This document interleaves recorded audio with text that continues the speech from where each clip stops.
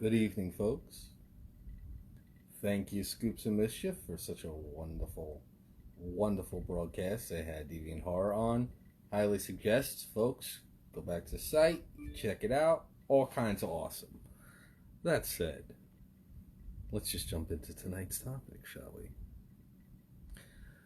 I find that tonight, maybe, just maybe, we can delve into someone a little bit more classic, literature-wise, that was adapted to film. I'm thinking tonight Stephen King. Now, some of us have had the pleasure of reading a number of his novels. Hello, Hampton. Thank y'all for tuning in. Welcome to Into the Shadows. I'm curious, those that are watching, if you've ever read a Stephen King book, please, by all means, shout one out. Let me know. Also, check out Hellfire Radio.com. There's merch available. Hey, Joe. Out in Alaska. Home of snow. I know a guy that has a real big problem with snow. He was on here on Wednesday. They call him the Rant Commander. Interesting guy. He has a show on here. And good to see you. So, Stephen King. Like, share, and subscribe if you like Stephen King. I could tell you. Stephen King is an interesting person. Pet Sematary. Interesting book. I like the story. Second one, not so much. First movie, released in the 80s. Awesome. So, what makes Stephen King scary? Can anybody answer that? I don't think anybody can answer that. The Stand. Tyson... Oh, God, Tyson, you just kind of you hit everybody in the feels with that one. Oh, man, The Stand, yes. The Stand is relevant. The Stand is something that we can actually relate to right now. For those of you that are unaware, Stephen King's The Stand is a great television movie. And I say television movie because it was released in 4 parts, I believe. 4 or 6. How you doing, Skylar? Welcome to the broadcast. And the book, which I swear could be used as a murder weapon, how very useful, was about an apocalypse that was brought on by a plague. Now, I love the way the book executed a lot of the story. It's very drawn out. Read it quite a number of years ago. My memory is a little bit spotty, but I certainly remember the films, and the opening made me look at Blue Oyster Cult in a whole new way, and I couldn't enjoy cowbell anymore. Steven from Ohio, how you doing? Welcome to Into the Shadows. So, let's talk about Stephen King's The Stand for a moment. What made it scary? What instilled fear? Des Moines, Iowa, Lance, how are you? If I keep this up, I'm going to turn into Larry King, the only living hunchback of internet radio. Hello, Des Moines, you're on the line. No. Misery, good book. Now, all of these wonderful novels that he's written over the years, and apparently he's got 2 rooms in his large home filled with books that he hasn't even submitted to an editor. This is somebody who's already done his writing for a lifetime twice over, and still is writing. Motivation. Why is he motivated? Because fear sells. I would know. But why The Stand? Why Misery? Why Pet Sematary? Why It? Actually, I find that some of his short stories have just a little bit of a tinge of more horror. Even the ones that were adapted to film. Now, there's one bastard of the series of short stories that he wrote that unfortunately they deviated so far from the book, or the short story for that matter, that you wouldn't even know that the two were correlated. A little bit of a trivia. What Stephen King book featured Arnold Schwarzenegger? What Stephen King short story? I'm sorry. Some people don't know this. Answer in the comments down below. It's more scary people follow religion because it falls a lot in line with the Bible. Yeah. You see, the essence of fear is relatability. Now, in these trying times, the core plot of The Stand, what's my most favorite horror movie? It depends on how I feel that night. Showgirls, absolutely spine-tingling. Ooh, spine-tingling. You see? It knocked one of my own teeth out. Scary, huh? No, Showgirls is interesting. But, no, I have a ton of films that I can consider fearful. It'd be more accurate to ask me what my favorite genre of horror is. What genre or representation of fear would I say is more powerful? You know, Langoliers at least kept to the plot and made us believe that there was a tomorrow that already exists. And yesterday never goes away. I liked that. Plus Bronson Pinchot losing his fucking mind. That's it. Watching him not be Valky or Serge.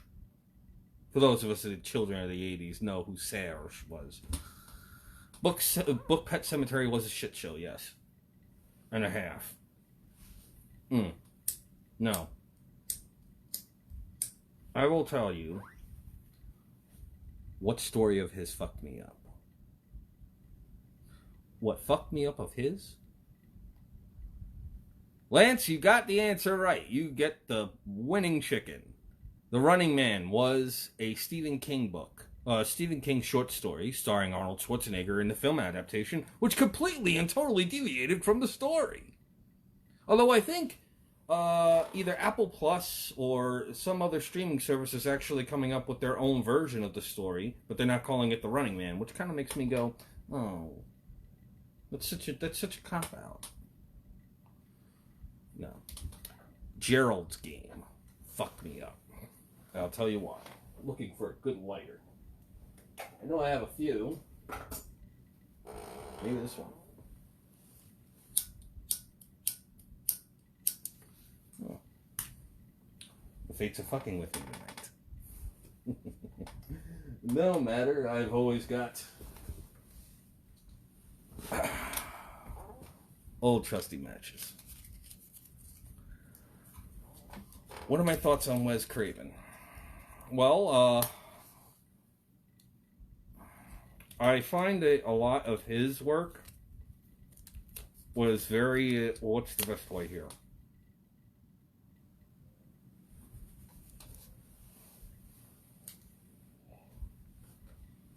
Wes Craven knew how to take...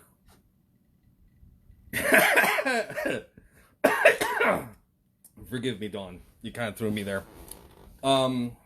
Most of Wes Craven's work feeds on a lot of primal fears. The Shining is very powerful. Gerald's Game was fucked. And I'm not even talking about the Netflix adaptation that came out. I'm talking about the book. Because they left a lot out of the film. A lot. And the one scene in the book, and you'll understand why this would unsettle someone. For those of you that don't know, I spoil the shit out of stuff on this show.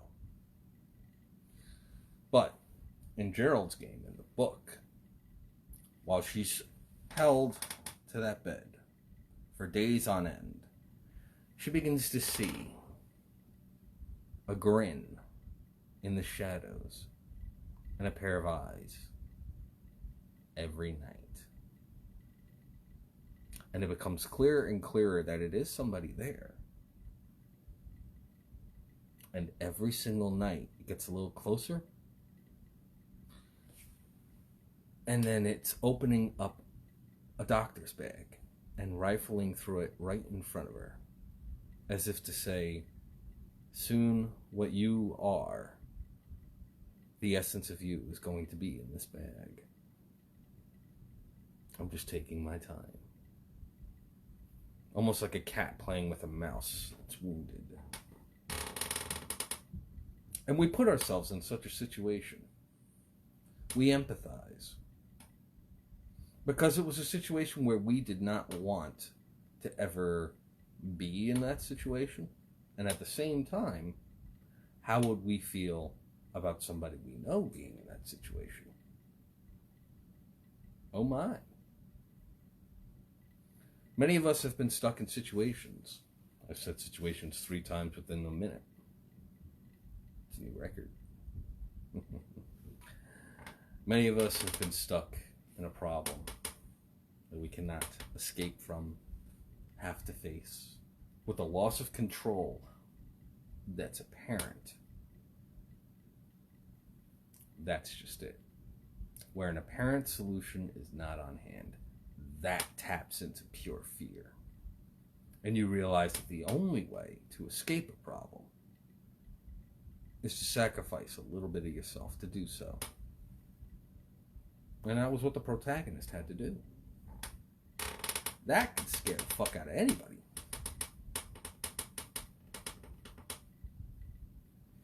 Intensity was alright. I could say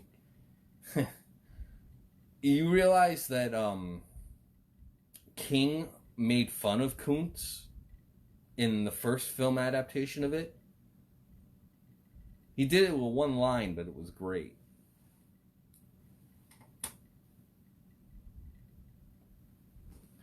He referred to Kuntz and said that Kuntz was the worst. Different writing styles. Hello, Julie. Welcome to Into the Shadows. And Joseph, as I did say, I'm not sure if I said hi. Those of you that know, my memory has a tendency to be a little bit... But... I'll have to look it up.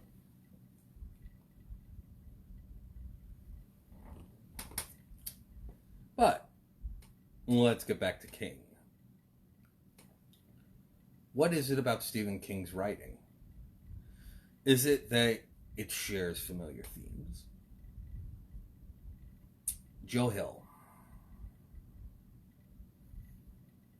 I have mixed feelings, honestly. I have to think about that.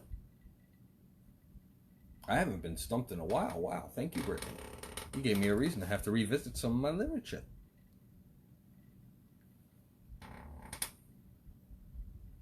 Thank you. This was a wonderful gift. Needful Things. I did. Needful Things is great. This wonderful mug was a gift from my partner, Maddie. A very wonderful woman. She immediately saw that she needed a mug to be reminded of what she needed to say to me. Especially whenever I asked for coffee. Kingdom Hospital. It was creepy. Not scary, but creepy. And King was good at... It was... Yes, share in Columbus, Ohio.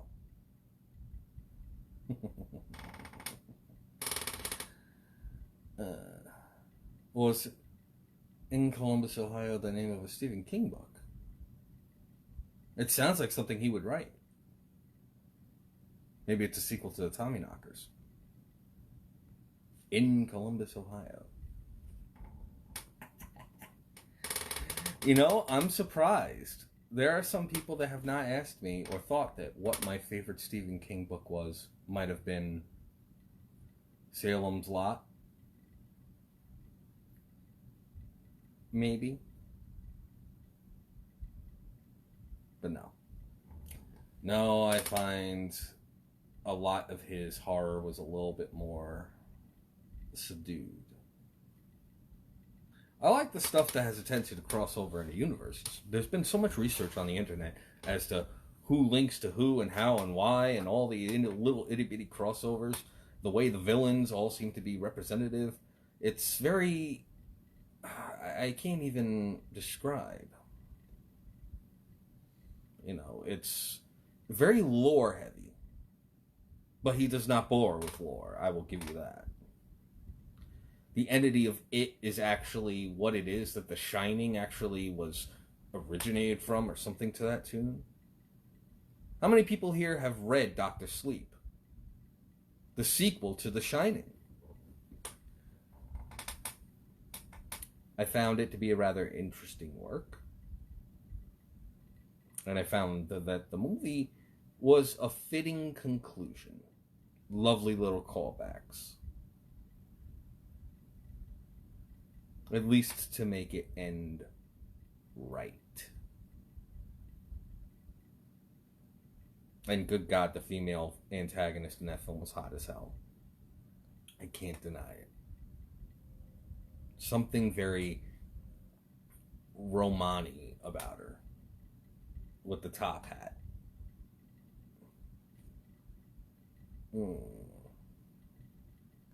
Nightmares and dreamscapes. You know, I have not... Here's what's sad. I have yet to actually touch that. I have it. I haven't touched it. It's like one of those I've been meaning to and then didn't. Kind of upsetting. And it's funny because I remember the commercials growing up advertising the book. And I was such a Stephen King... I still am a Stephen King fan. I don't know why I'm referring to it in the past tense. You know? And at one point, I was dating a woman that was very into Stephen King. Almost as much as I was. And I was dumb enough to give her my autographed first edition of The Shining. Well, not dumb enough. It wasn't dumb. It was heartfelt and it was a gift. I had acquired it. I just wished I had another. But the masters of literary horror. King will always hold a special place in my heart. Barker, it depends on the context. If you're talking about character development in the writing, yeah. He had great visual storytelling. It was a little drawn out. It didn't really inspire fear, though. And that's just it. It didn't make me look over my shoulder. And that ultimately is what fear is. That's what a true core to fear is. Will it make me question my reality? Will it make me think I am in danger? In danger of experiencing what I just witnessed in my mind. A whole pile of Stephen King. Strict with myself, no virtual book. Yes. Honestly, there's something about a physical book that I can legitimately say fulfills a person a little bit more. I still have my copy of Hearts in Atlantis I have to get through. The physical book. I wish I could get a hold of the physical copies of all of Stephen King's work. I was able to get a hold of almost all of it digitally, though. Thank goodness. But, you know, my original copy of The Stand, I call it the doorstop. And it's not because of quality, but because of how effective it is. This thing could hold a frickin' security door open. It's beautiful. Make somebody hold it like this as a punishment. It's all about, I guess you could say, tapping into the relatability. Heart-shaped box was interesting. I'm curious, what made you paranoid about it?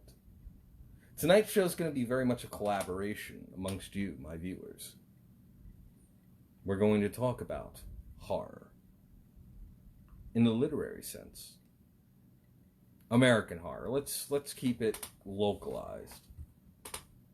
I'll even get better here. I'll get even more restrictive so this way I'm not hearing stuff like Lovecraft and whatnot, because that's a whole different class in and of itself.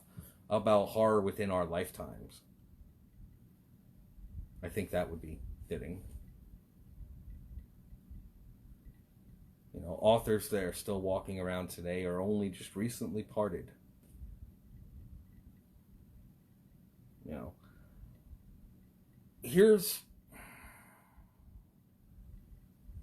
there's an author that this isn't really classified as horror, but actually the book scared me, and it's one of my favorite books, ironically, and it was a sci-fi novel. You ever get scared by a science fiction novel? Anybody? Because it freaked me out. I was reading Foundation by Asimov. What scared the shit out of me about it, and legitimately threw me off, it wasn't so much that it was, contemporary literature. Thank you, Elizabeth. Foundation threw me off because it got me to realize that a person's life can be very easily predicted with mathematics. There's no room for fate. There's no room for free will or choice. It's all at the mercy of the numbers. And that threw me off. I'm not gonna lie, that fucked me up. Because how the hell could something so unpredictable be hammered into just a box and told in a completely and totally non-horror setting and still scare someone? It's interesting. To this day, I still use a lot of the lessons from that book that I learned to be able to handle situations, because it gets you to look at the likelihood of things occurring, and it helps you to prepare for disappointment or excitement. Certainly couldn't hurt having that little bit of a preemptive preparation. But let's talk King. How often did King foreshadow in any of his books? Did he give us an idea as to what is to come?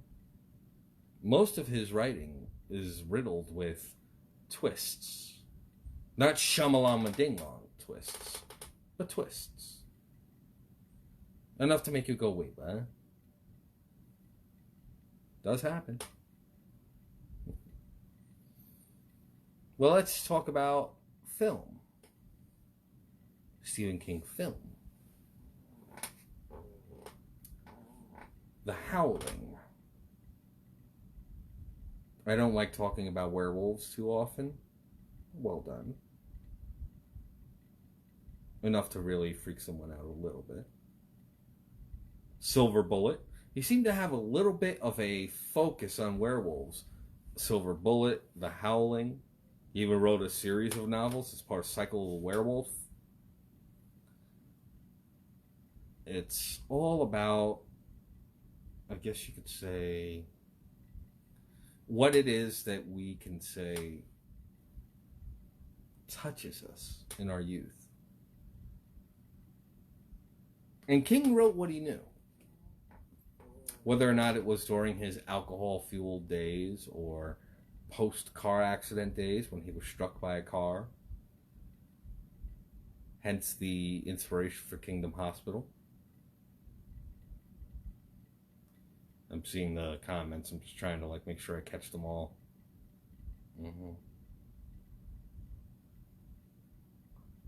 Yes, Brittany, you hit it right on the head. Elizabeth, so did you. Asimov, yeah. Golden Years. Was that a Stephen King story?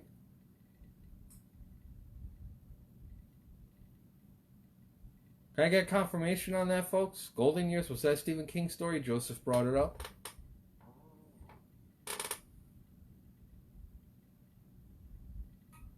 Because I can't remember.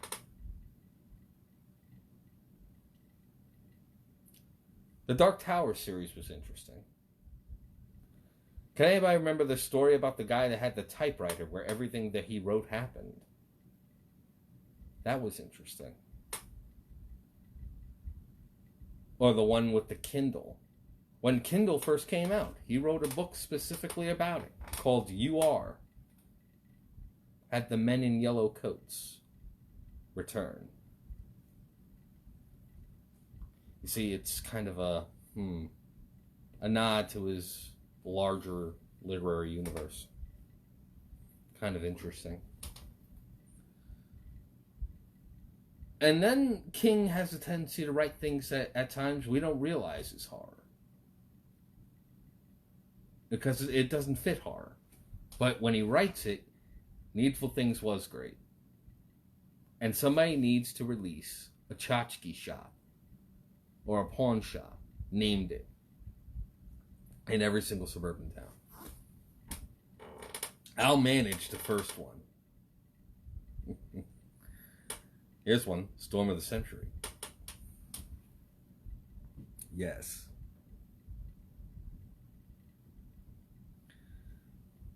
Now, let's see.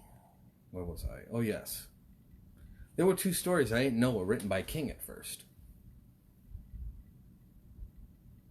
We had The Green Mile. That was Stephen King. And Shawshank Redemption. Two prison stories. And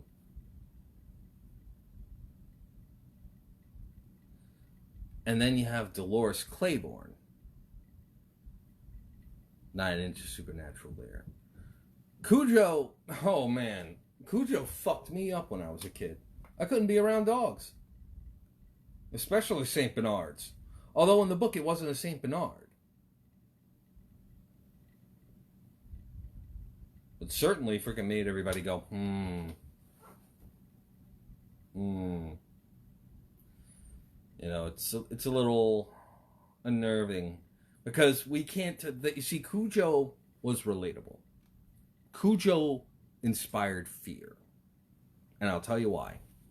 Because we've all come across a dog at some point, and we had to wonder, is that fucker going to get off the leash? What happens when he does? Am I going to look like a milk bone? We all see these large animals. I mean, I remember when there was a craze. Yes, Stephen King's story, Stand By Me. Yeah, that was another one. There you go. But, yeah, Cujo was relatable. That's what made it terrifying. Stand By Me was relatable, at least to an older audience. Because a lot of people from that time were still around when that came out. And we all remembered it. Here's one for you. There was a shared actor between Stand By Me and one other Stephen King film, and I think it was one of his last.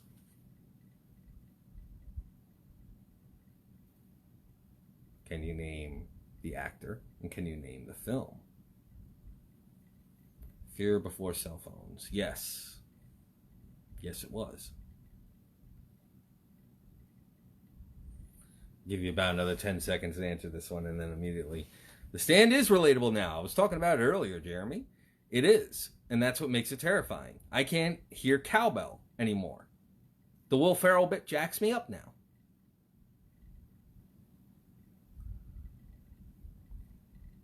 Okay. River Phoenix was in Stand By Me. He made a second appearance. Not as the same character, mind you. But as a villain. And sometimes they come back. Interesting tidbit. The guy's a little creepy too. You see, that one was relatable. Sometimes they come back. Because we all have those bullies that don't escape our mind. And even though they had died in the person's youth, he was experiencing their haunting of him. Much like how we never forget our abusers or bullies during our developing years or later on in life. They stay with us and they consistently take residence in our minds. Relatable fear.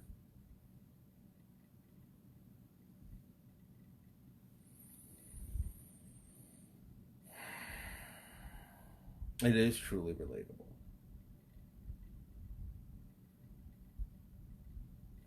Trying to think, what else do we have? Fear-wise, that is. With Stephen King. Dolores Claiborne was relatable to abused wives, abused women. The woman getting revenge, killing her husband, getting away with it, kudos. No, I mean River Phoenix. His older brother.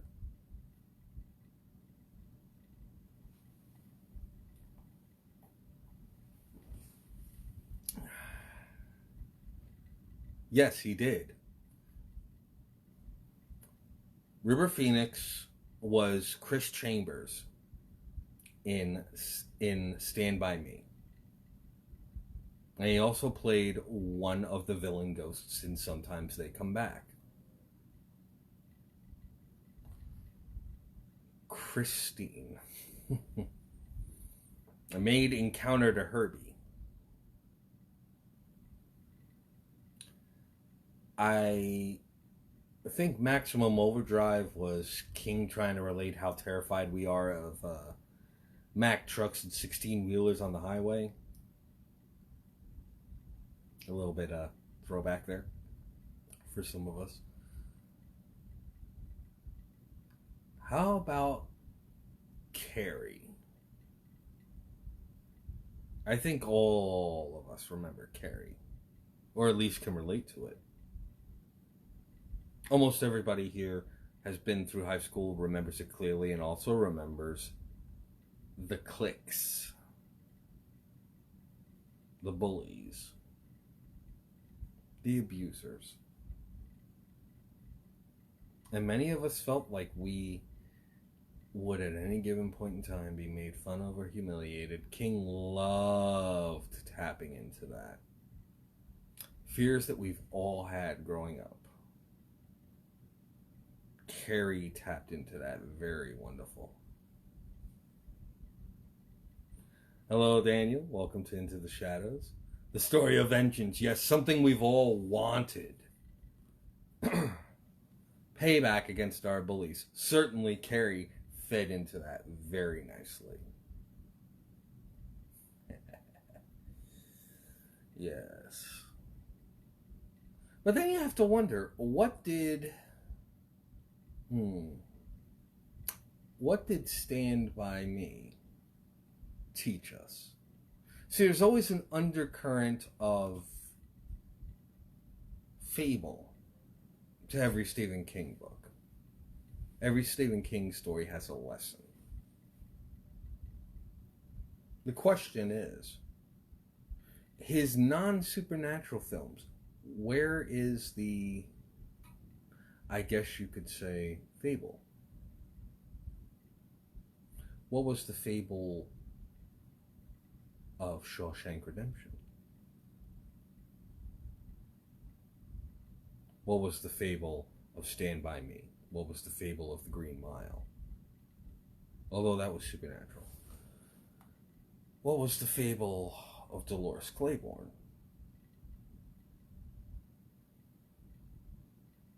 The fable for Misery was pretty damn obvious. Be careful when you're driving in the snow and avoid crazy fangirls.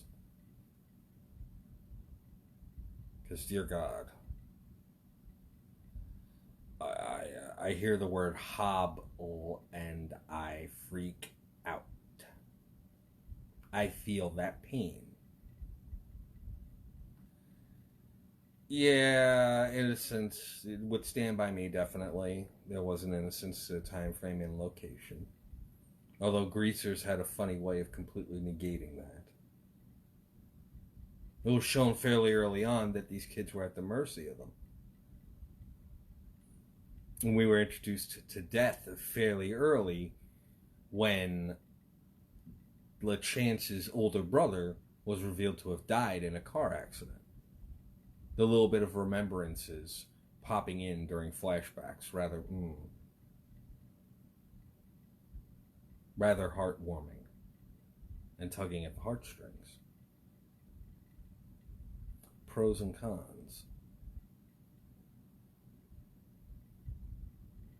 Of what, per se?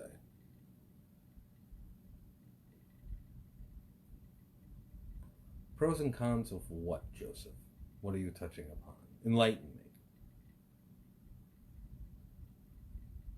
Because I'm no Stephen King expert. Not at all. Forgive me there. I had an alarm set.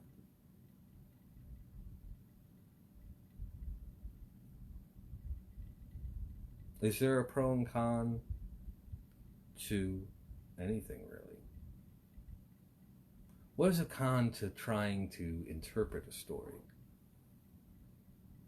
How often are we delving for something that could be there that really isn't?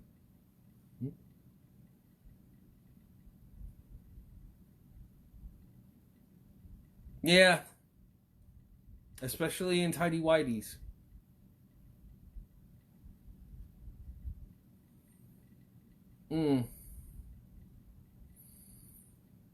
Elizabeth, I like your point, but right now I'm still kind of cringing at that fucking scene.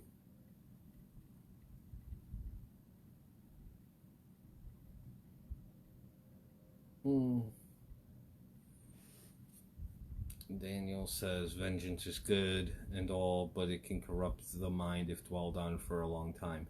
Yes. Yes, it can. But, it's still delicious when you feast upon it. It is the ambrosia of deities. Oh, pros and cons. It's not a book, it's about everything.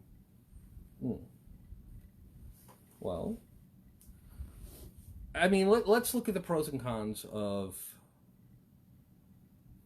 Fuck it. Okay, I'll throw you one right now. What are the pros and cons of the show? Yes, the material could lose meaning if you do overanalyze something.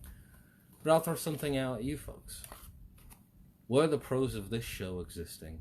And what are the cons? Vengeance no. In the film, her hand came out of the grave. It didn't kill her.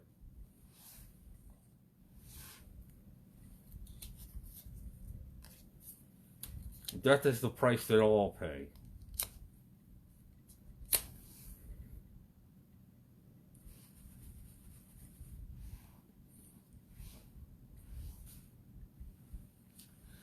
Well, what are the pros and cons of this show existing?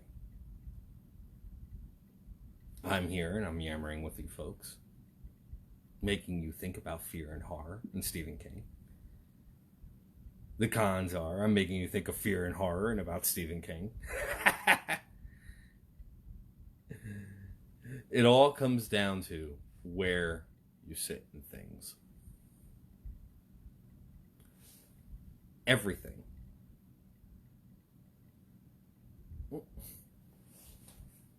You're too kind, Jeremy. You're too kind. Folks, if you like my show, share it all over the place. Like it all over the place as much as you possibly can. Share it to your friends. Share it to your groups. I know that Hellfire Radio has merch available on their website. And eventually, I might be doing it this weekend. I'm also going to be putting all of my back episodes on my YouTube channel. So look it up on Baronvvoltage. Like, comment, and subscribe and all that. Who knows? If I get enough subscribers.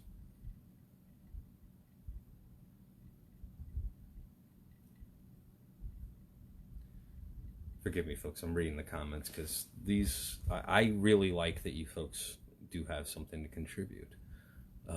He's wrote in his books, there's good and bad and everything. Yes, pros is that I'm bringing reasons why, and cons is that reminded me I haven't written in a long time. Yes. I like provoking creativity. There's a funny joke. I tell this to other people. I don't get angry and vengeful. You see? And that's beautiful. Yes, Megan. It may not be my ultimate goal, but it certainly is a benefit. I will tell you this. You know what? It's a joke I tell amongst my friends and those that actually know me personally, is when I get mad, I don't seek retribution. I don't. If I get annoyed, I don't get mad. I don't get angry. It takes a lot to really push me to that point. Thank you very much, Daniel. You want to know what actually happens when somebody tries to make me mad? I don't get mad. I get creative.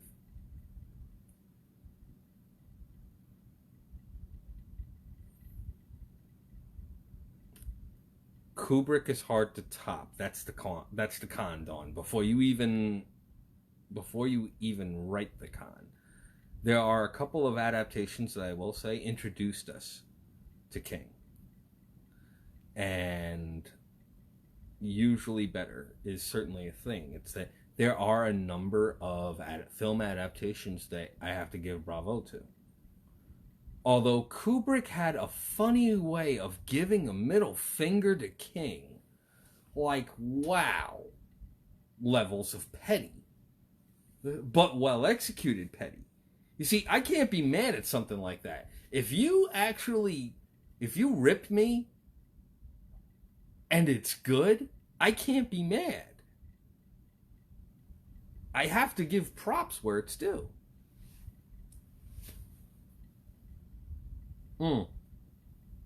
That wasn't me. That was the rank commander.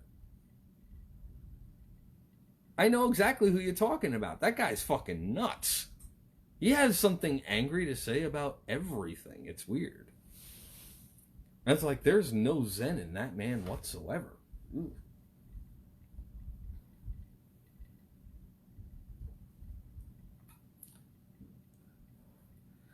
How many people know about one of the biggest middle fingers that Kubrick gave to Stephen King when he made The Shining? Directly referencing the book, mind you. Let's see how many King fans that were very observant of this, that read the book and saw the movie.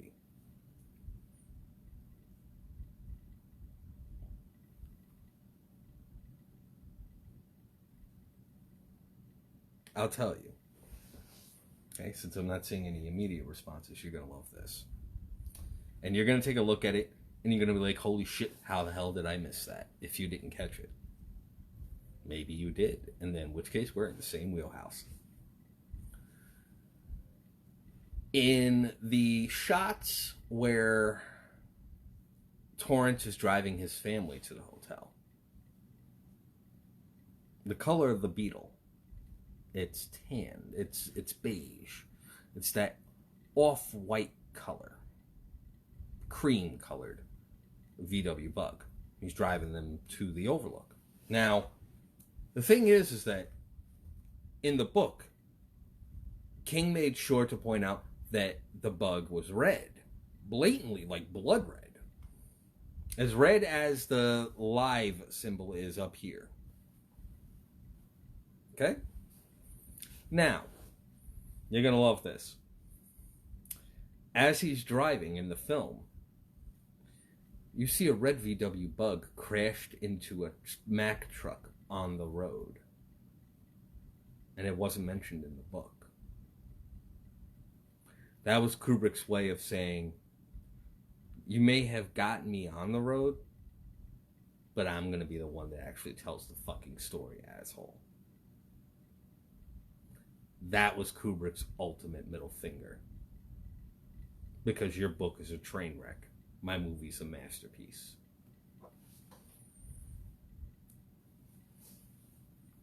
Seriously.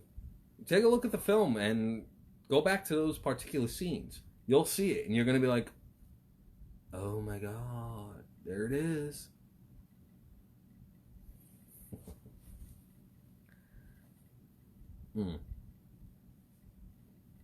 There was a documentary film that was called Room 237 that was rather...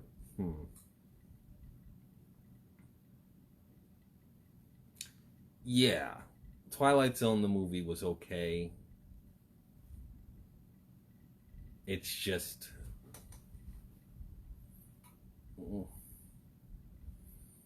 You see, I can't think of Twilight Zone, the movie, and not think of Dan Aykroyd and... Oh, God, what the fuck is his name? You guys know who I'm talking about.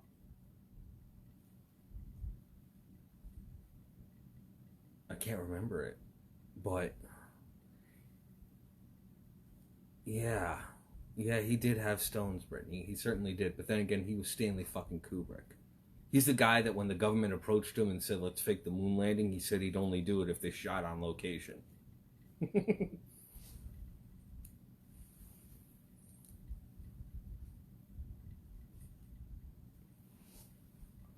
I love that joke. It's a classic. And little references to the moon landing that he throws in there too, in particular. How 237 is exactly... 1408 was a short story of Stephen King's. And the short story was even more fucked up than the damn movie. I liked the movie for what it was. I really did. Them casting Samuel L. Jackson as the hotel manager was good casting. But in the book, it was a guy that was a hell of a lot more like a Danny DeVito character. Let's see here. The Twilight with the vamp. Oh, God. Don't mention the T word in my presence, Daniel. You'll make me not like you. Vampires don't sparkle. Come on. You should know better.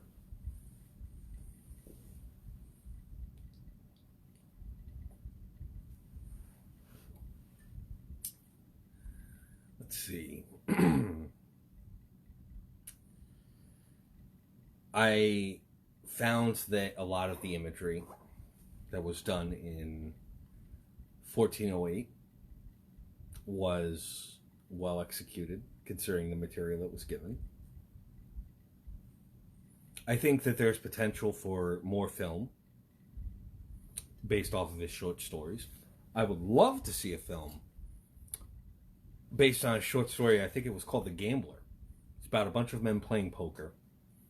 And there was a gentleman that refused to shake hands. And apparently, the person that refused to shake hands would have incredible luck until he shook someone's hand. Because the last person to shake his hand was the person that was cursed. And the moment that that person shook his hand, they disintegrated. Yes, they were fairies. They were not vampires. But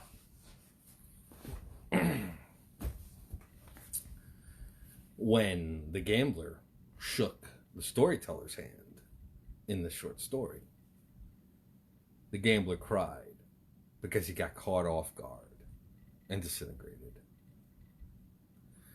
We're not talking the metaphysical, Elizabeth. We're talking about the literary humor of it. I actually pointed that out, Jeremy. It was funny because somebody didn't bother to quip that maybe my favorite story of Stephen King's was Salem's Lot. Yes. But no, my favorite Stephen King story was Gerald's Game. Mostly because that one was way more relatable.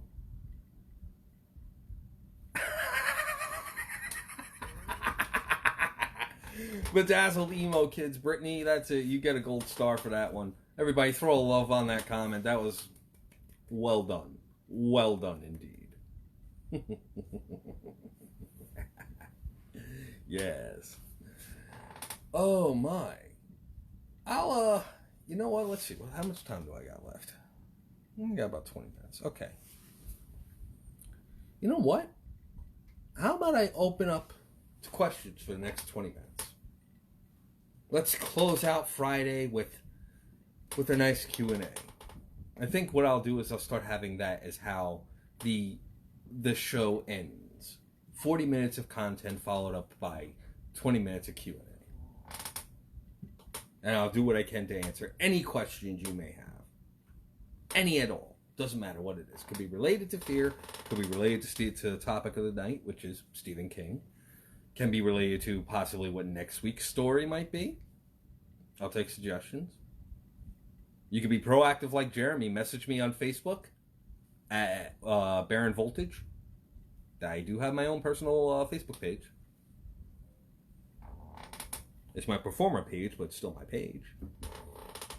Or you can email me at baronvvoltage@gmail.com. Which, in my opinion, was better. You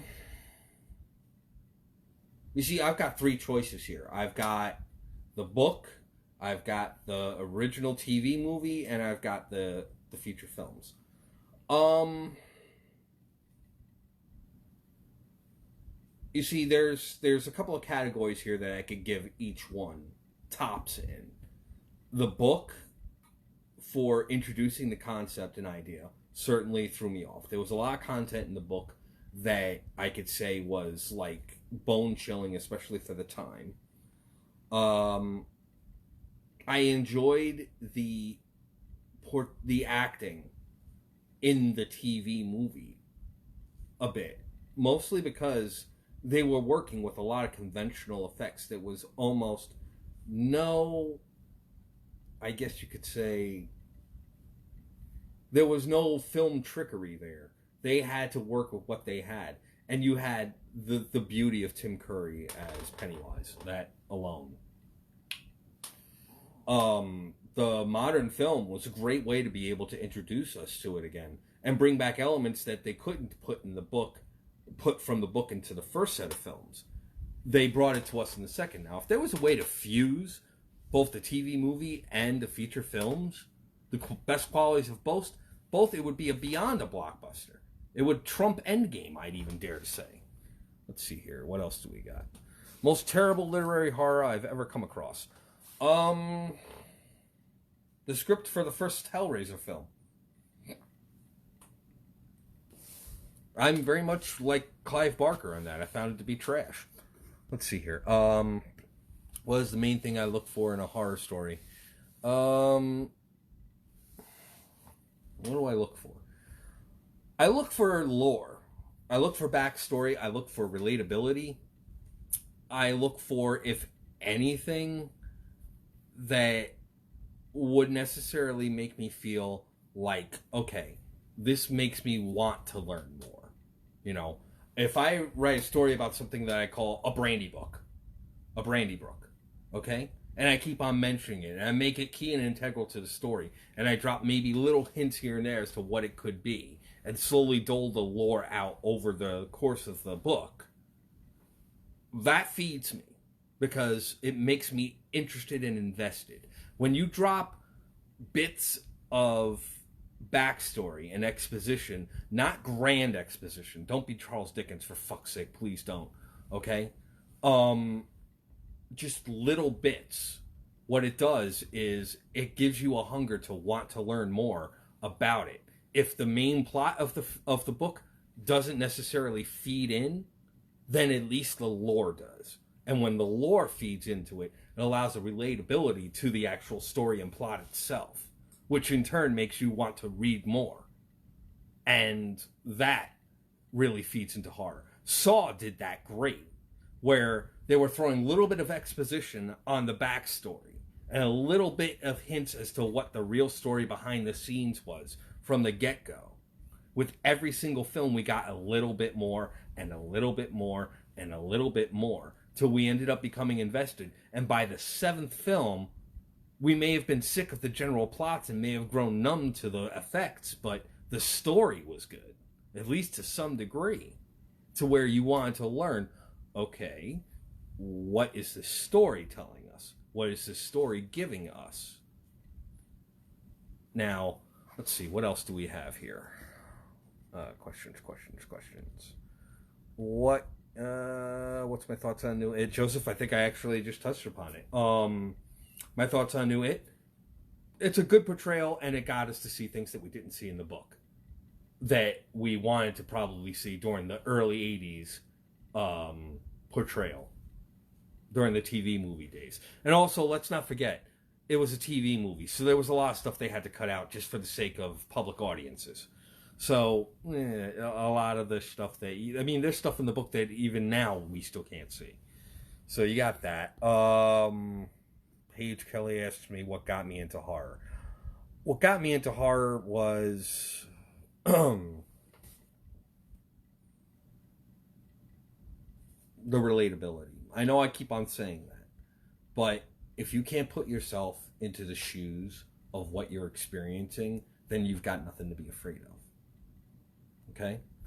Every person here growing up was terrified of what was in the closet or underneath the bed or what was in the shadows. We were always scared of something. And everybody has that. It could be something irrational. It could be something completely, I can certainly understand why that would scare. It's relatable. Everybody has it. Not everybody has a flare passion of interaction and love their whole lives. Not everybody has a appreciation for science fiction and art. But horror is something we experience from the womb. It's primal. That's what got me into horror. It's always been there. And it never goes away. There's always something new that can scare you. In my free time, I teach hypnosis. So, and I focus on fear. So I feed into that. So I kind of know my shit when it comes to it. What's a short storyline you will want to read? Digging for a writing prompt. Let's see. Oh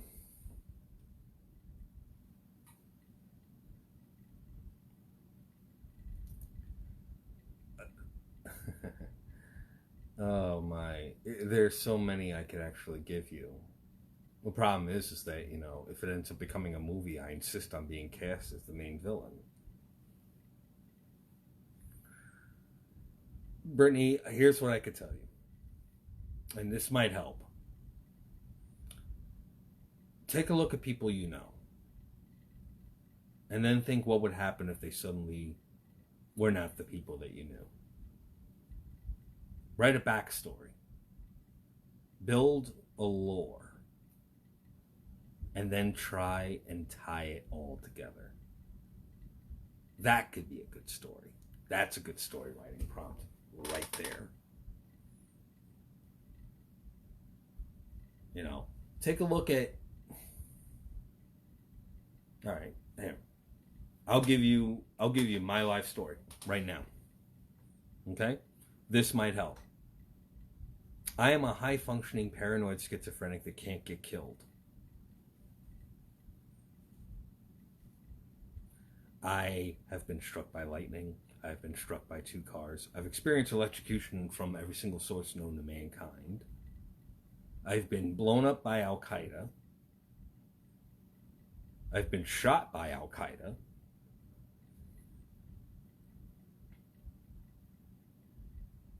You'd be surprised. There are a lot of bad scriptwriters out there, and the movies still kick ass. That's what a director is for.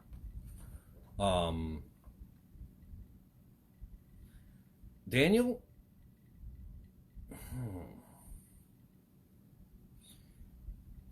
Here's something, Daniel, and you're gonna laugh, because a lot of people are cringy towards the genre itself, but I legitimately think that if you want to feed into horror that you can relate to, found footage works. Now I'm talking Paranormal Activity, Blair Witch, the 909 Experiment, the Gacy House, St. Francisville Experiment, Frankenstein, the Frankenstein Experience, The Last Exorcism. I mean, the last horror movie, the Poughkeepsie Tapes, the Final Broadcast. I mean, there's a billion of films out there, and the reason why I find those to be really scary, in my mind, is because it's relatable. You know, it's something that is given to us in a, and there were spooky ghosts. Really?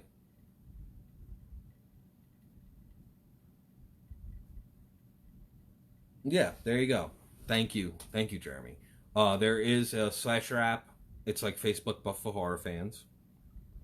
Plenty. Plenty of sources. You see, Daniel, it comes down to sometimes film isn't the best place to get your horror. You know, because once you've seen it, it doesn't necessarily have the same effect when you've seen it again and again and again and again and again. Actually, and this is just my opinion, delve into Layers of Fear. It's a game. And it plays on a lot of psychological horror. I find it to be rather enjoyable. I'd recommend it. Dawn, did you read Nightmares and Dreamscapes or no? Short stories, I read it in 3Ds. Dreamcatcher, a Stephen King story. Movie was crazy. Dreamcatcher was a Stephen King story. So was The Thing. So was The Fog. Nightmares and Dreamscapes, like I said, I've had it forever and I just have not sat down and actually read it. I want to read it. That's the fucked up part. And I just haven't found the time. And every single time whenever I do have the time, I don't think to actually read it. It's one of those books for me, unfortunately.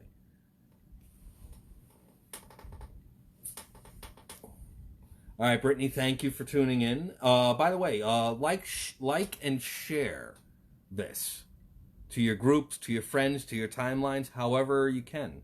The more viewers that I have of this show, the more likely I will still be around and be able to pump out more episodes. So please do. But thank you for tuning in. Let's see, how much time do I got left? Still got a few more minutes. I'm on. More questions.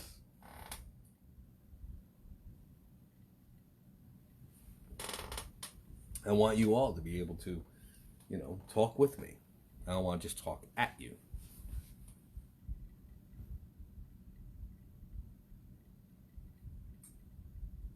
The original Fog was a better movie. Yeah. I can't argue that, Elizabeth. I can't.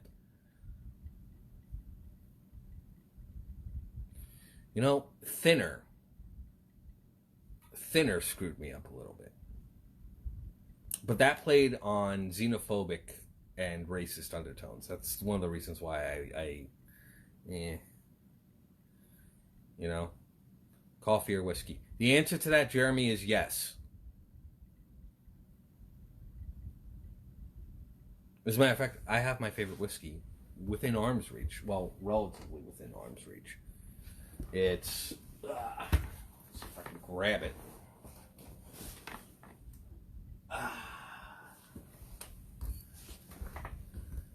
This is my favorite right here. Four Roses. Straight bourbon whiskey. It's good shit. As a matter of fact...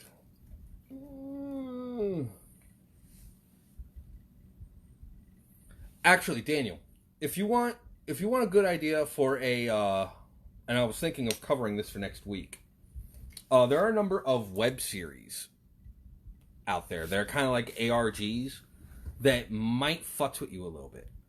And it kind of like threw me off a bit too, mostly to watch. Marble Hornets is one. Everyman Hybrid is another. Bram Stoker, any thoughts? I don't know. Considering that I'm actually friends with him and his autograph is friends with his great nephew. And I've held his handwritten notes in my hand. Let's see here. Why does there seem to be so much half-assed curses in King's work, bringing up thinner? Well, that's because he wrote what he knew. Most people will write what they know, and if they can get away with not having to do their research, they're going to. Laughing Jack was... Thank you, Daniel. You had to remind me of that. Yeah, Joseph. I find that Stoker's work was very well done for what it was. And I found that a considerable amount of the work, it's hard to... How do I put this? Once you write that one iconic book, it's hard to top it. Or find something that fits into the same vein. His great-nephew did a fantastic job with Dracul. The prequel. And the sequel. So yeah. It was very awesome.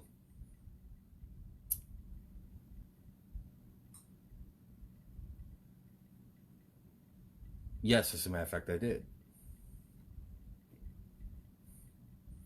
Elizabeth was with me when I actually got my copy signed. And when I met Dacre. Okay, let me tell you about Langoliers, okay? Bronson Pinchot was the scene stealer in that film, and I liked it. You gotta look at the Langoliers not as a Stephen King story, but as a standalone film of the time. Okay? Dean Stockwell could only save that film so much. Pinchot sold it. You know? You have to take a look at it from the stance of, okay, somebody's trying to tell a story here. How do you tell the story? Given the way the effects were back then, if they remade it now, is it enough for a film? Maybe. But they'd have to do a whole lot of expanding on the lore. It wouldn't be nearly as good as it could be. That's the downside.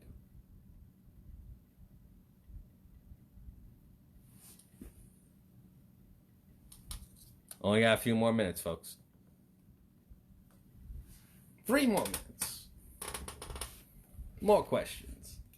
I got time for maybe 1 more question for me to go in depth, or maybe 2 medium questions.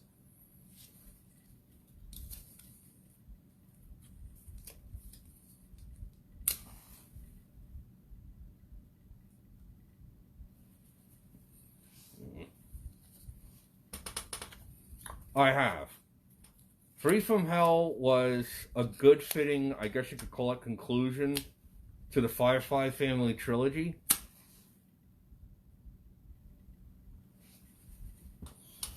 Although,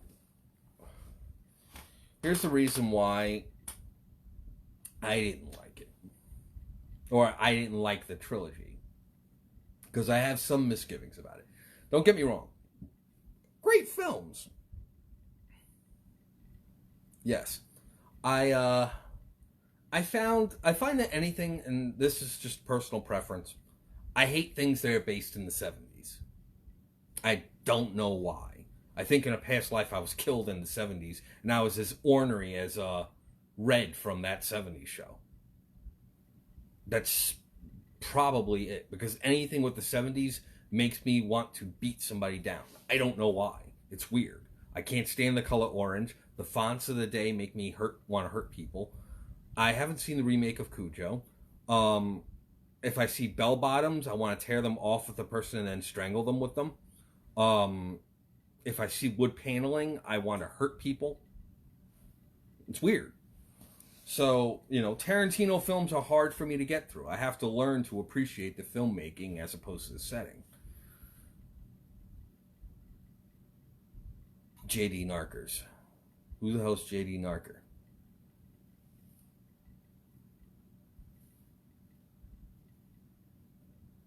Oh, J.D. Barker. I'll eventually get to it. J.D. Barker's work I've heard was good things.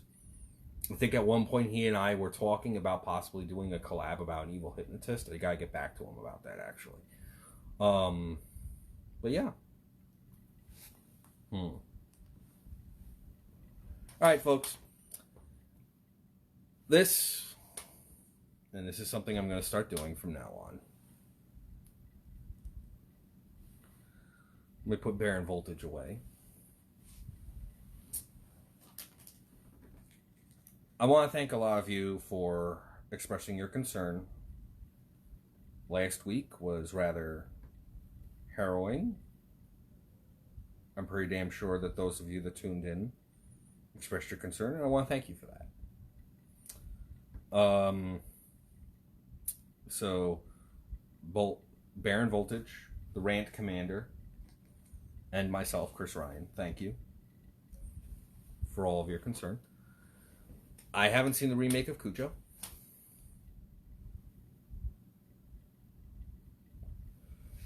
But in all seriousness, I want to thank you guys for reaching out, making sure that everything was okay. I still don't know what the hell was going on. So, whatever it was, you want to know what? It's on film. So, hey, a haunted episode of Into the Shadows. I have 2 shows every week now. You have the first one that happens during the week is my new rant show, premiered on Wednesday. It's called The Killing Wall. There's a Facebook page. I'll tell you how that started. And then, since this is the last show of the night, I can keep going. So, I'll tell you about The Killing Wall. The Killing Wall is... how it started was kind of funny. If you guys want to hear about it, I mean, I can just say goodnight and let you guys enjoy the rest of the evening. It's up to y'all, really.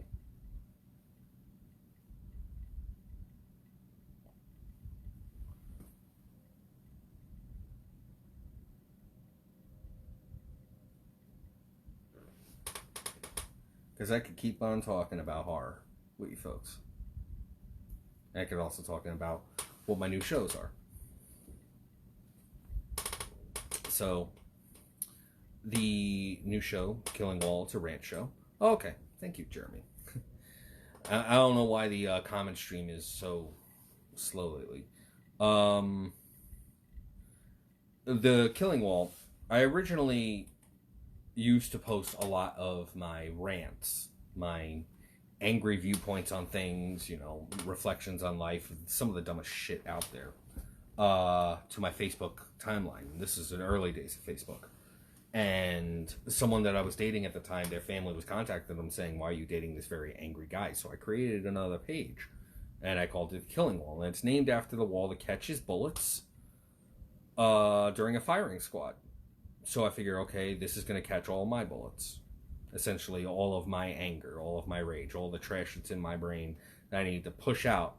Because I find that when you hold on to negative crap, it eats at you. So I found it as a place to dump stuff. And I eventually decided that some of the stuff could be considered funny.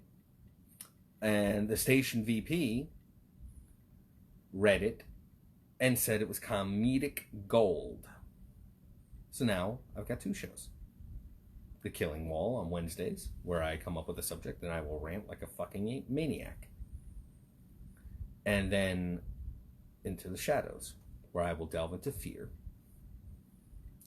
its relatability in the media, and whatever medium the topic of the night might be. Be it Stephen King novels, like this week. Last week, I was delving into Victorian horror a bit, and found footage, like Paranormal Activity. The week before that was The Exorcist, and then my first one was Nightmare on Elm Street. I am, Joseph. I am the last show for the night. Both nights. And it's mostly because of my work schedule.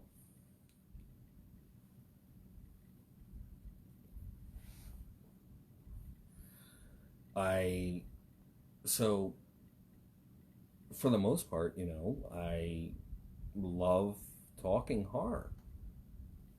I love interfacing with you folks. Because this ultimately is what we've got now to be able to connect to people. And I'm happy to do so. Bring horror fans together.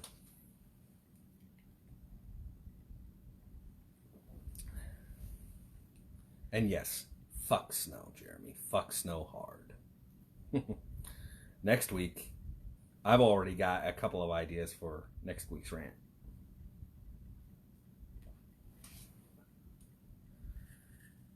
You're going to love it.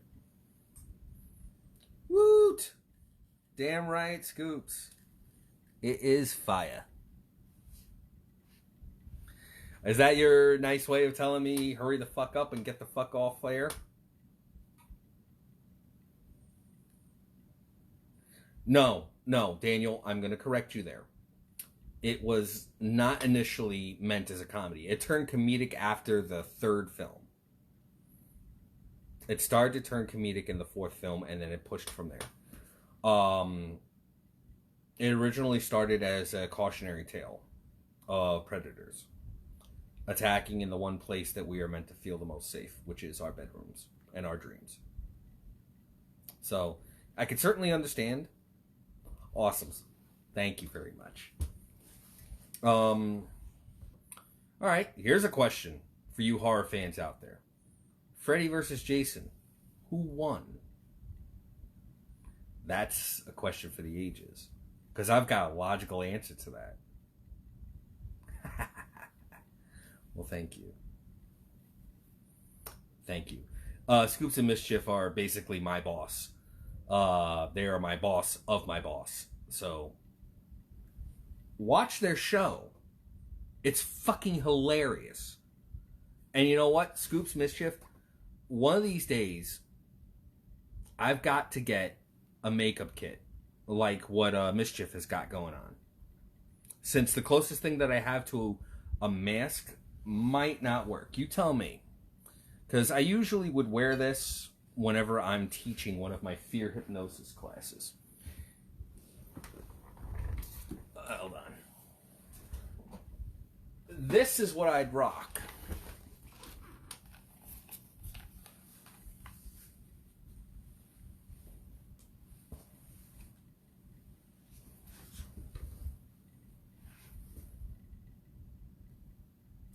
Think it's a good fit?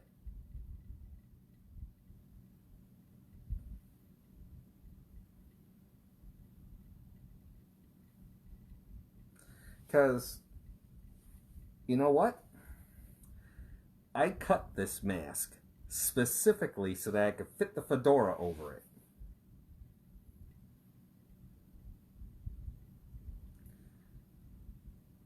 So I find it to be rather fitting.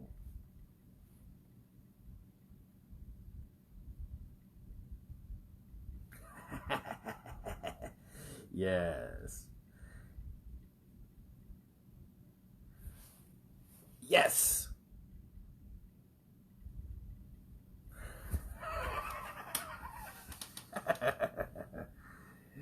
Oh yeah, the evil hypnotist is the freaking new member of Slipknot. Somebody call Corey Taylor.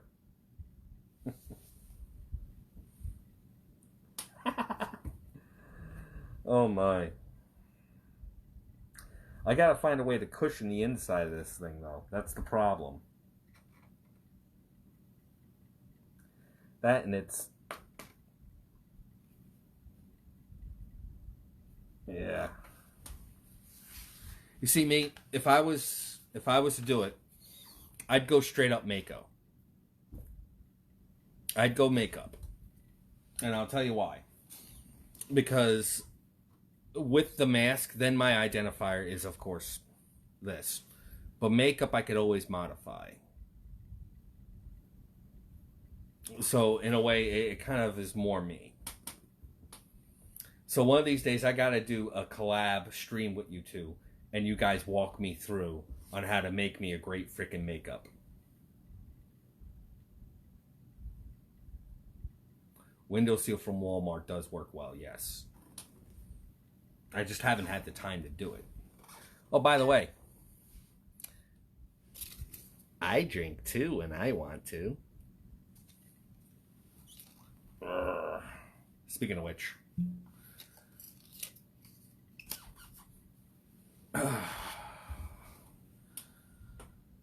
this one goes to all the great horror masters of the 20th century. That's where this goes.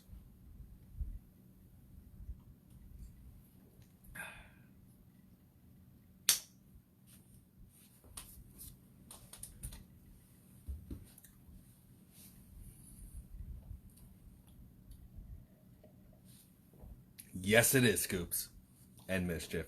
It is Four Roses. It's the only whiskey I say I will drink for celebratory purposes.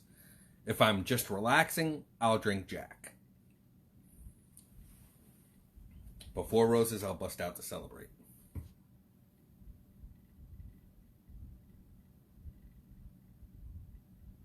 Shave my... Daniel, I would, but there's one small problem with that. And it's kind of a interesting little tidbit about the nature of the features of my face. The features of my face is that, funnily enough, I will be completely unrecognizable without it. I have one of those faces where you change one small detail, I don't look like me. Yes it is. It's my personal favorite. I mean, there's photos of me on my Facebook that they're my performer. They're my performance configurations. One of the things that I had taken to doing is just having the stripe here, shave off these sides, and curl this up. One, because I only have one white patch. I look like I fell asleep in a puddle of whiteout. Not attractive. So it's more of an aesthetic thing, I guess. The other thing is that, you know, yeah, Mischief is great when it comes to makeup. That's why I'm like, gotta do a stream where the two of them walk me through really turning Baronvvoltage into one of those clowns. How do you portray vampire in clown makeup, though? That's the big question.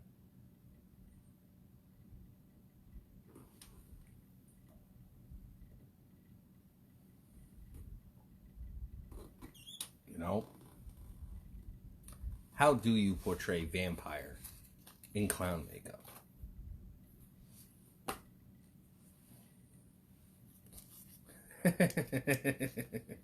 You do not. Good point.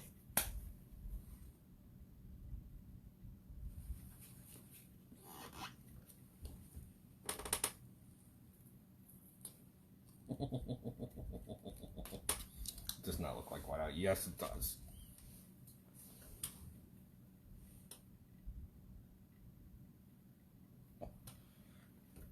Either way, bruh. I mean, the mask you pull off very effectively. Your eyes are very expressive, even through the mask. So, you know, I'm curious, Scoops. Have you ever thought about maybe instead of the mask, using placed prosthetics with PVC on the outside to give it that look like it's solid, but at the same time, still more molded to your face? See, now I'm asking my bosses, what's up?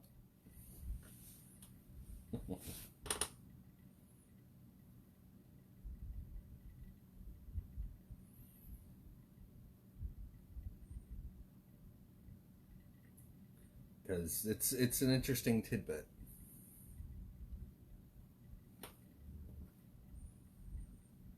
And I do have a set of contacts, I just haven't worn them in forever.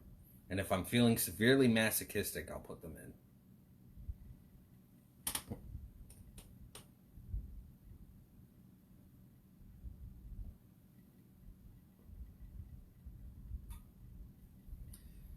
Here's a question for you folks. More of a practical than anything else. The story behind this hat is very storied.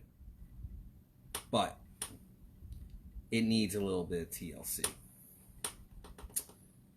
I don't know how to clean this son of a bitch. I'm thinking tomorrow I'm going to brave the great outdoors. Go get an electric toothbrush. Coming out in the next 2 months before we start filming for Clown Motel, so I'll just have to wait. Ah, fuck. Damn it! It's made of crushed felt.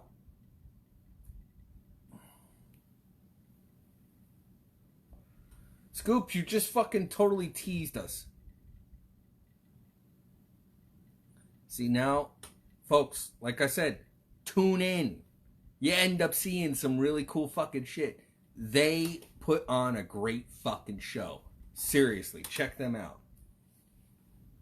And I guarantee if you share this stream, it's going to pull people to the channel. And guess what? They're going to check them out too.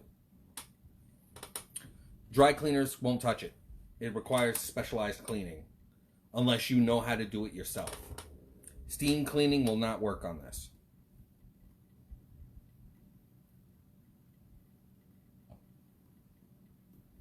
Because what I'm thinking is it's almost the same material that car carpets are almost made of.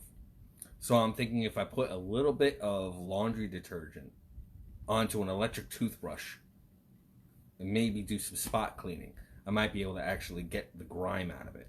Because this hat has been through hell. I wear this not only for the show, but I also wear this to cons. I wear this for daily life as well. I'm known for this thing.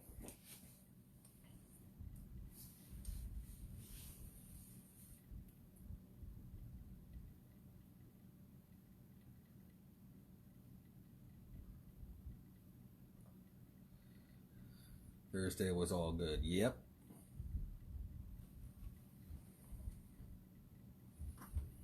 And like I said, I'm going to be putting all past episodes up on YouTube. So if anything, check that out too. And, you know, seriously. Check out hellfire.com. Buy up some merch. They really do some great shit.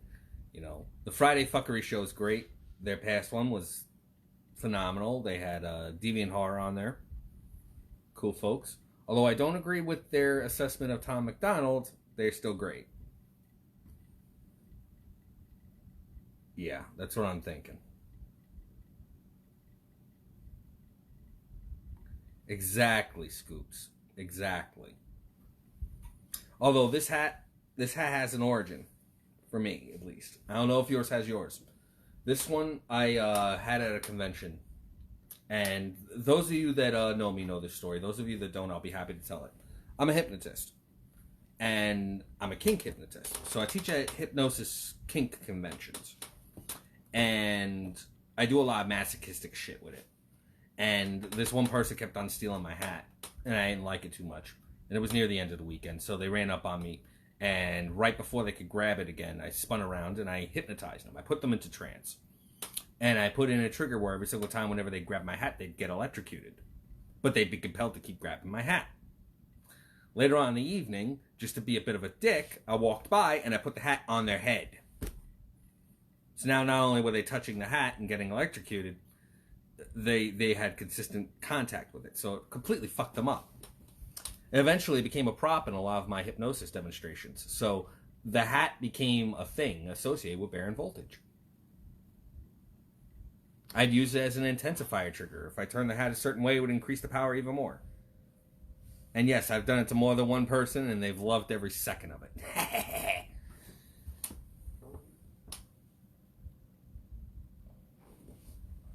You know, and there are a number of hypnosis conventions throughout the country. If you're interested in that kind of a thing, you know, hit me up. I'll be happy to tell you about them. You know, this isn't the platform for it, but, you know, I'll still tell you about them. Because, you know, it's my secondary thing. You know, hypnosis is scary too. Hypnosis and fear, you know, it gets you to really, it's an equalizer. One of the reasons why I like fear, especially with hypnosis, is because it is the great, it's limitless in its imagination. You can make anything terrifying to somebody in their mind. I can make a teddy bear scare the shit out of someone. I can make a kitten be absolutely terrifying through hypnosis.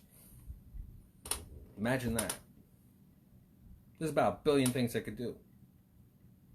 And I purposely love trying to find the things that fuck with people and scare the shit out of them.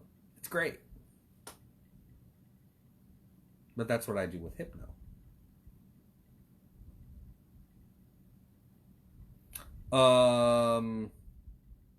Stir of Echoes, Jeremy.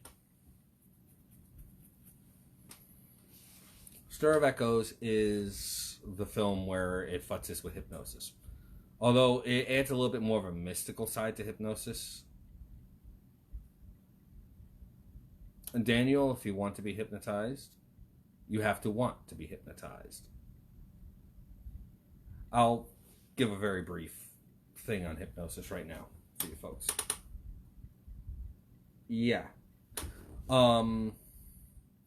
Best way to describe hypnosis, okay? Because there's a legit physical part of the brain that can prevent you from being hypnotized. It's known as the reticular activation system in the brain. It processes any and all new information that goes into your mind. And every single time you receive any kind of stimulus, it files it under, I already know what this is and I already know what to do. And whenever something unexpected happens, it actually kicks your brain into action and says, hey, activate the freaking amygdala and start flowing in the freaking adrenaline, all the brain chemicals to get shit going. Okay? Hypnosis tells that part of the brain to go take a powder so that you can talk to the subconscious and the conscious. As a hypnotist, all I would do is just basically tell the Raz to go, or the Raz to go take a hike. And everybody can be hypnotized. Or at least brought into a trance state. And if you want to be hypnotized, you can be. Personally, I don't like doing it online. I don't like doing it over the phone. I prefer to do it when I'm actually in front of somebody. Because there's shit that can happen. And you got to be able to pull the person out of a trance state quick. And I find that doing that in person is a lot safer than just doing it at a distance. But there's tons of books on the subject. There are YouTube channels done by some very well-known hypnotists out there. There's tons of resources online. It's one of those, if it's easy to learn, it's hard as fuck to master. And me personally, I have spent years doing it, and I can say I'm still learning. Even though I'm known. I hold a world record for hypnosis, and I'm known. And I'm still learning. So I can give you an idea as to how extensive a person can get with it.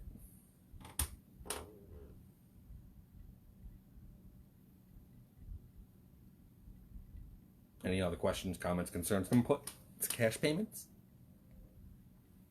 Yes, no, maybe so?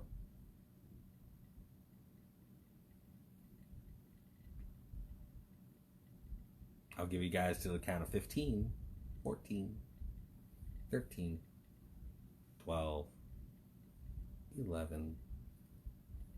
Ah, there we go. Do I believe in astral projection? Is it dangerous? Alright, you're delving into metaphysical.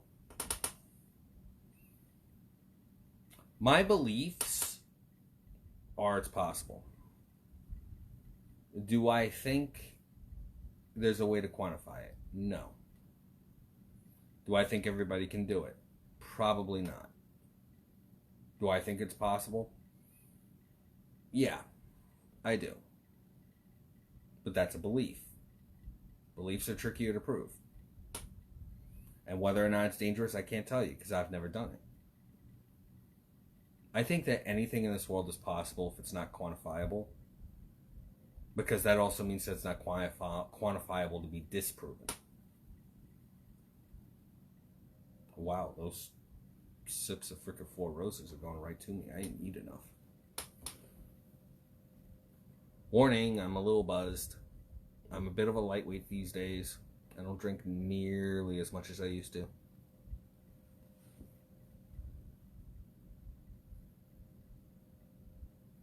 Any other questions, comments, concerns, complaints, cash payments? Also, if you want to make a donation to the Fix Baronvvoltage's Teeth Fund, let me know. I'll give you my PayPal information. You can throw some money in there. I'd be happy to have my teeth fixed.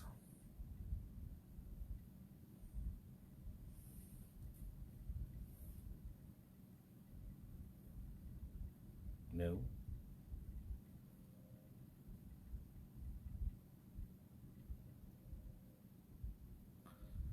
All right. Well, oh, I tried so hard to master astral projection. Still tempted to do it though. Well, you want to know what? Anything worth trying is worth keep on trying to do. There's no such thing as not doing it enough. Put my PayPal up in a link. Okay. All right. You want to know what? Here. This more for my safety than anything else, because God knows what. Okay. My PayPal is Christopher Ryan 1980 at Yahoo. This way I'll make sure people have actually watched long enough to decide whether or not they want to give me money. No spaces, Christopher Ryan 1980 at Yahoo. That is my PayPal. You want to throw me money? Great. I could always use something to fix my teeth. Because I was born with a degenerative disease. I am incapable of producing enamel. So my teeth are basically bone. I can't brush them like normal people. I have to wipe them. I have to floss consistently. As of 2 weeks ago, I lost one of my last molars. I still got one here. I've got one here. I've got one up here. That's it. My other front teeth are all falling apart and breaking apart piece by piece. I'm in consistent levels of pain, and I've got shards all over my mouth. Because when I was in the Air Force, I wasn't in the Air Force long enough to be able to get free dental insurance from the VA. And it sucked. It sucked 10 different levels of ouch.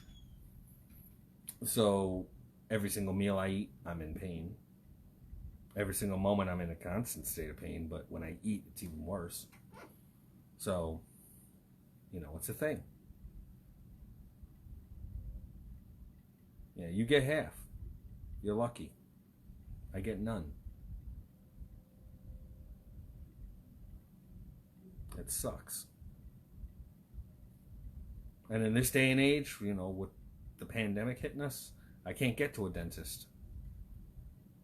Thing is that right now I've got a box behind me that has every single piece of every single one of my teeth.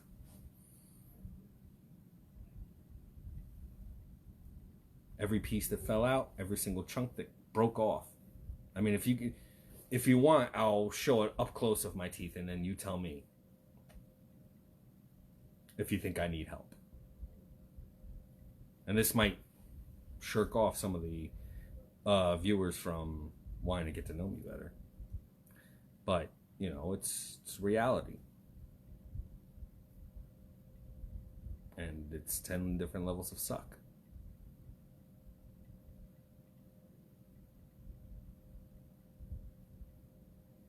But that's on you folks. If you guys want to donate, that's fine. I mean, I'm not telling you guys to.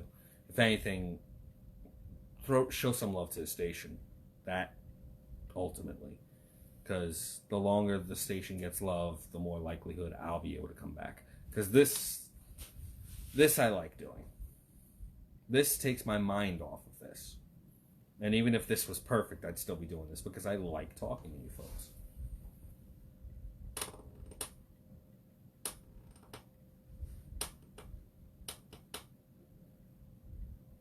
And this is the one part of my body that I'm legit, super self-conscious about.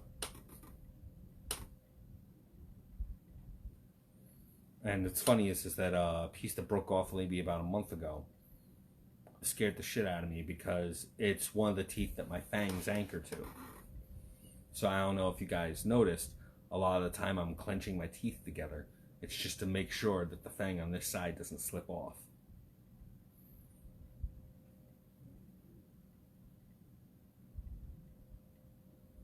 Yeah. I don't think any of my teeth are legit intact.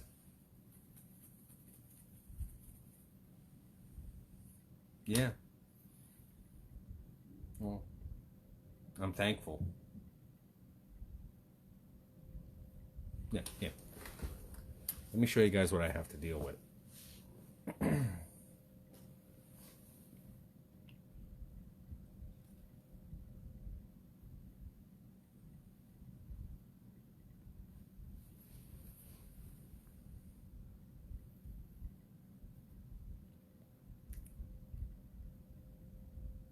That's what I have to live with. But, you know, you guys keep me going. And like I said, super thankful for you all. I think, you know, I think if I'm going to, you know what, I'll make sure that the station managers hear that. Knowing that, you know, we're reaching out to folks and folks legit feel that way about us means a lot. You know? I think on that note, it's a good way to like end the night. And I'm going to end the night by saying to you folks, I want you all to seriously stay safe. You know, I know that a lot of states are currently, you know, loosening up restrictions. Don't. Okay? Don't. Stay sheltered. Do what you can. You know, a lot of states now are in a downward curve, so let's keep it up. You know, I live in Jersey. Okay? Second hardest state that's been hit. Okay? It's scary. You know, and I work an essential job. The only way that we could keep the trend going of things starting to go into decline is if people don't take an opportunity to go to the frickin' beach while this shit's still going on. Okay? Social distancing, please practice it. Wear your masks. You know, if you have to go out, and I'm saying if you have to go out. You know, there are tons of games on Steam. There's tons of movies on several different streaming services. There's plenty of food delivery. You don't need to go out unless it's absolutely necessary. You know, there are people my age dying. You want me to go?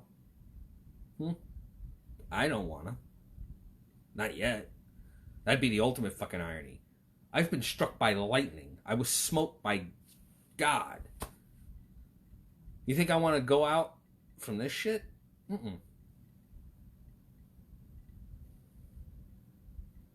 I want you all to stay safe.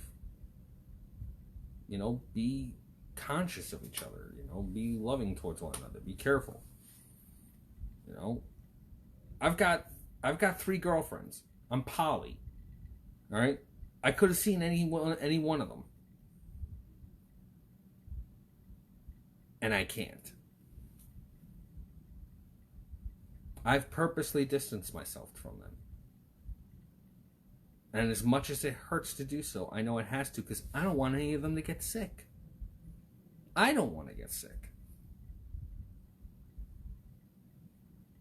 At one point, I thought I had it. Turned out I just had a really nasty freaking case of the flu.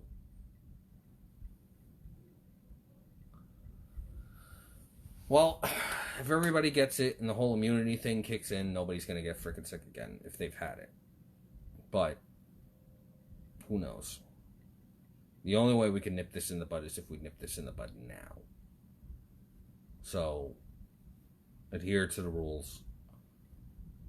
Don't take... And you know what? We've all got different opinions as to how this virus works. Let's keep the downward trend going, because who knows? We could be in for a long haul. Or, you know, this could be something that's just a memory that we tell our grandkids about, if we ever end up with any. And I want you all to stay safe. Stay kind. Stay classy. And like I said, if you wanna donate, hell, just to keep me freaking sane. You know, if you got the extra, great. But to be honest with you, I'd tell you guys, either save your money to like help yourselves, or, you know, give to a station by buying the merch, or me. That'd be nice. Christopher Ryan 1980 at yahoo.com. But seriously, do what you need to. keep each other in each other's thoughts. And you know what? I'll see you guys on Wednesday. Or better yet, the Rant Commander will see you on Wednesday. And I think I already know what I'm going to talk about. And no, it's not going to have anything to do with the Rona. I promise. It's not. What I think it's going to have to do with, believe it or not, I think it's going to be traffic etiquette. Yeah. Traffic etiquette. That's what I'm going to do. I think that would be perfect. What do you think? Y'all have a good night. Stay classy. And I'll see y'all next week. Have a very awesome and pleasant night.